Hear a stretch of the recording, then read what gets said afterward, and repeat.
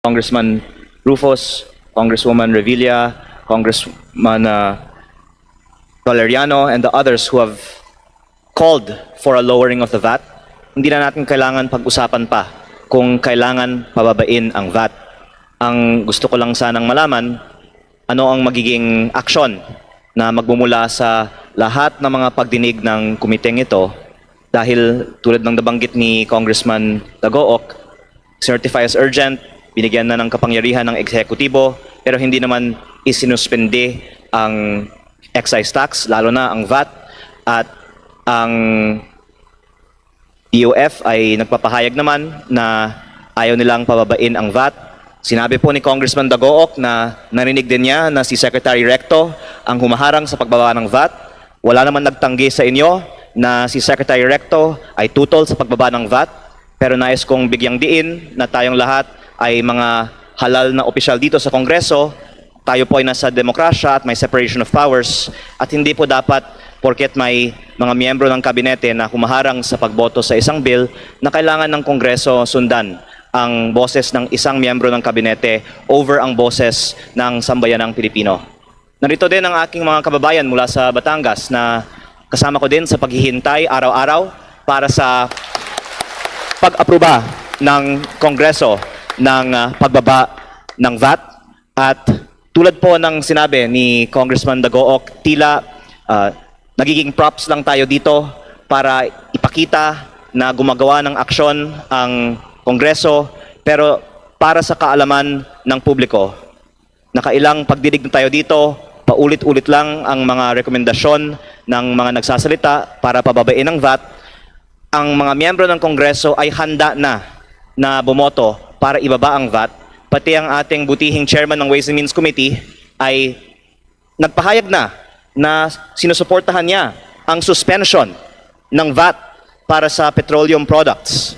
Kaya gusto ko lang malaman kung sino man po ang pwedeng sumagot kung bakit hindi natin i-calendar na ang botohan para pababain ang VAT, at kung meron man miyembro ng kabinete tulad ng nabanggit ni Congressman Dagook, narinig din niya, si Secretary Recto yun, na humaharang para pababain ang VAT, kung pwedeng lumabas sila at ipaliwanag nila sa sambayanang Pilipino bakit hindi natin pwedeng pagbigyan ang kahilingan, hindi lang ng mga nandito na kumakatawan para sa mga ordinaryong mamamayan, pero pati na rin ang boses ng mga kongresista na lahat sa mga nakausap ko ay sang-ayon sa pagbaba ng VAT.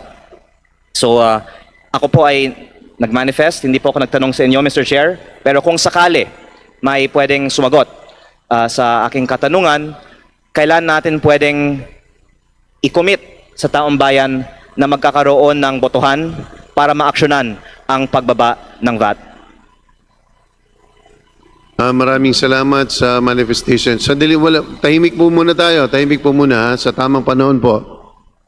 Maraming salamat at sumasang-ayon tayo sa mga mungkahi, hindi lang ni Kong Leandro, kundi na ating iba't ibang mga kasama dito na humanap talaga ng tamang solusyon na tingin natin akma at kinakailangan ng ating mga mamamayan. So, hindi rin tayo papayag na tayo ay maging palamuti.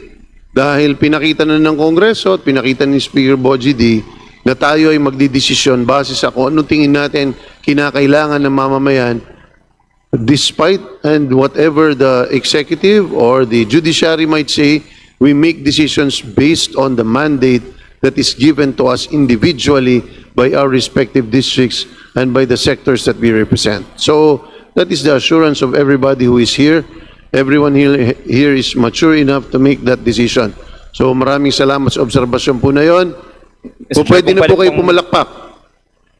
Mr. Chair, kami po ay pumapalakpak dahil akala namin ang ibig niyong sabihin magkakabotohan na at least by May 4 para sa pagbaba ng VAT. Hindi pwede magkabotohan ngayon kasi hindi naman tayo... Opo, sa May 4 po, this is a pagbalik briefing, sa di ba? Kongreso. So, antayin natin yung consolidation ng lahat po nito. So, tiyak po tayo na yan po ay prioridad pagdating sa atin. Pero tulad ng kahit anong bagay, sisiguraduhin natin na hindi katulad ng pagpasa ng excise tax, magiging malinaw, may basihan, pakikinggan natin ang iba't ibang sektor para maging tama ang ating desisyon dito at hindi natin pagsisisihan, because whatever decision we make should never be short-term but should always be long-term for our Pero people. kung maaari ko palang linawin, Mr. Chair, hindi na tayo magiging hostage sa position paper o sa rekomendasyon ng ehekutibo kahit tutol ang kabinete sa pamumuno ni Secretary Recto,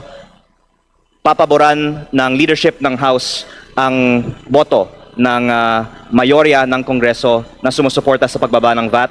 Kaya maaasahan ng ating mga kababayan na pagbukas ng Kongreso muli sa May 4, pagbobotohan na natin ang pagbaba ng value added tax. Tama po ba, Mr. Chair?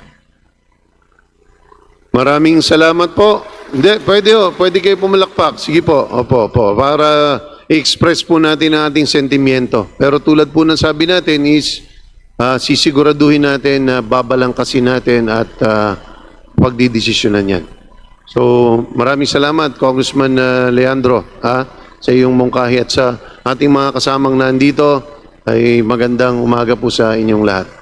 Panghuli, Salamat Mr. Chair, nais ko lang sabihin na ayoko naman po kasi na maghintay po kami ng ilang linggo na walang mangyayari. Kaya kung maaari natin malaman sino ang kailangan kumbinsihin para tiyakin na maaaprubahan ang pagbaba ng VAT by May 4, yan po ay makakatulong. Hindi po ito personalan. Ito po ay lahat para lang maaprubahan ang panukalang makakatulong sa maraming Pilipino. Kaya sa pananaw ng iba sa atin dito din, si Secretary Recto ang pumirma na sa position paper tutol sa pagbaba ng VAT.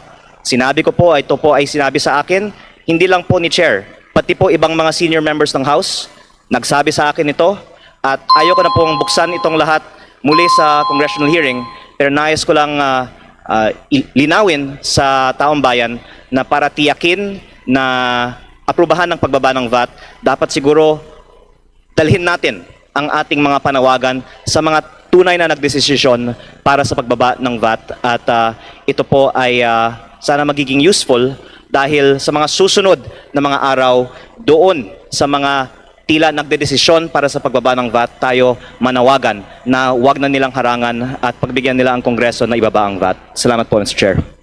Maraming salamat. Makikiusap po tayo sa mga kasama natin. So, we are wrapping up on the DBCC. It is already 12:35. So, pakiusap po natin. Humingi na rin po kami ng dispensa dito sa ating second topic on transportation. Napaka-importante. Napakaraming gusto magtanong.